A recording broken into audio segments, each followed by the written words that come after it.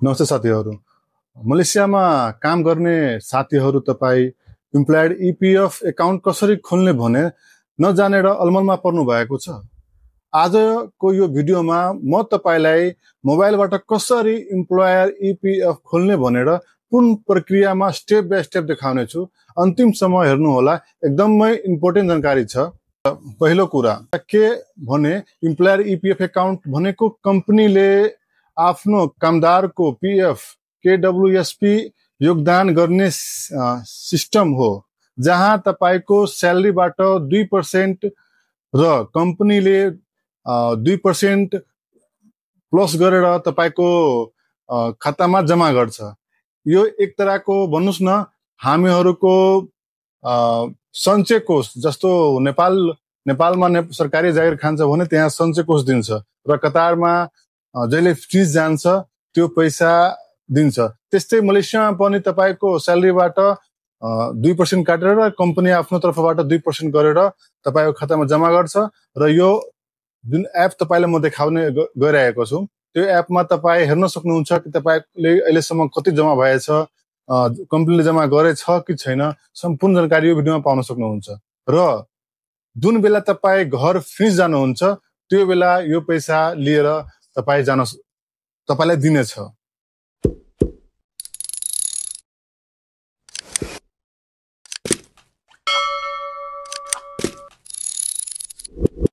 तपाई आफ्नो प्ले स्टोरमा गएर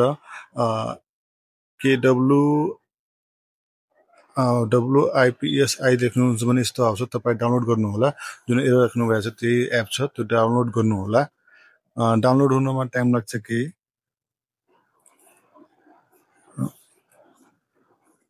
डाउनलोड भइसकेपछि तपाई चाहिँ त्यो ओपन गर्नुहोला। यो तपाई आफ्नो आइफोनको एप्पल स्टोरमा गएर पनि गर्न सक्नुहुन्छ। KWSP लेख्नुहुन्छ भने त्यो एप आउँछ अनि तपाई ओपन गर्नुहुन्छ भने तपाईको मोबाइलको स्क्रिनमा यस्तो आउँछ अनि तपाई नेक्स्ट गर्नुहोला। नेक्स्ट गर्नुहुन्छ भने तपाई आफ्नो नाम दिनुहोला, जुन तपाईको पासपोर्टमा छ त्यो नाम दिनुहोला यहाँ।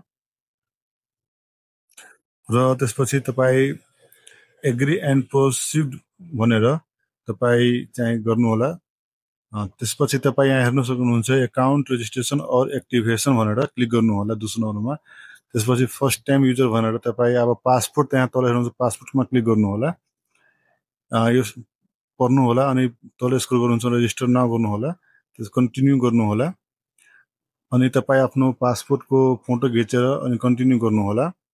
त्यसपछि यहाँ तपाई आफ्नो पुरा डिटेल दिनुहोला, तपाईको डिटेल आउँछ अनि हेरेर तपाई कन्टिन्यू गर्नुहोला। त्यसपछि तपाई आफ्नो मोबाइल नम्बर यहाँ दिनुहोला र आई एम नट रोबोटमा क्लिक गरेर कन्टिन्यू गर्नुहोला।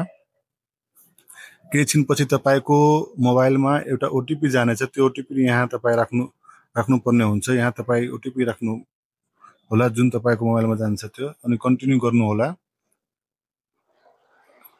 त केही छिन अलिक टाइम लिन्छ, त्यसपछि कन्टिन्यू गर्दा यहाँ तपाईको आफ्नो फेसको सेल्फी दिनुपर्ने हुन्छ।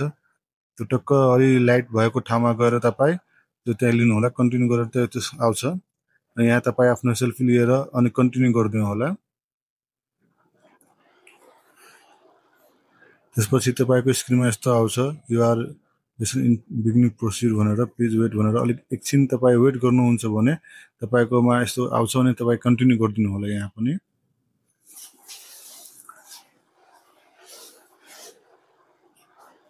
कन्टिन्यू पछि तपाई आफ्नो युजर आइडी र पासपोर्ट दिएर सिलेक्सन गर्नु होला। यहाँ तपाई एउटा आफ्नो लोगो जुन चिन्नुहुन्छ तपाई त्यो राख्नु होला र एउटा तलको नाम चाहिँ नम्बर दिएर रिलोड इमेज भनेर क्लिक गर्नु होला, कन्टिन्यू गर्नु होला। त्यहाँ कन्टिन्यू गरेर तपाई यहाँ त्यो इमेजको तल कुन की दिनुहुन्छ, नम्बर दिनुस् चाहे तपाई आफ्नो नाम दिनुस् गरेर कन्फर्म गरिदिनु होला, एग्री गरिदिनु होला।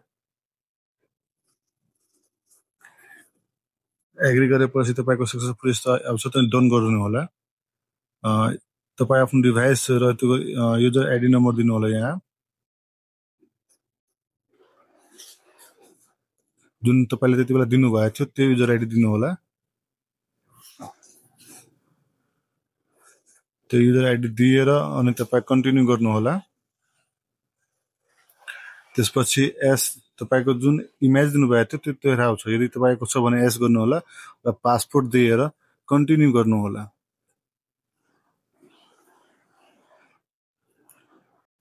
त्यसपछि तपाईको मोबाइलमा 6 डिजिटको कोड जान्छ, जुन कोड तपाईले यहाँ हाल्नु पर्ने हुन्छ। त्यो कोड यहाँ हालेर तपाई this device successfully link into your ID भनेर भन्छ, अनि तपाई क्लिक गर्नु होला। यहाँ तपाई आफ्नो 6 डिजिट नम्बर दिनु होला, जुन तपाईलाई चाहिने छ त्यो नम्बर दिनु होला।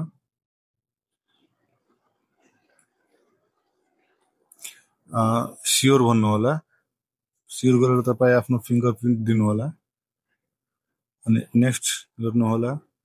नेक्स्ट फेरि यो तपाईको जुन हेराउँछ तपाईको त्यो मात्र। यहाँ तपाईको अब एकाउन्ट खुलिसक्यो। यहाँ हेर्न सक्नुहुन्छ कि 1 महिनाको पैसा जम्मा गरिदिएछ।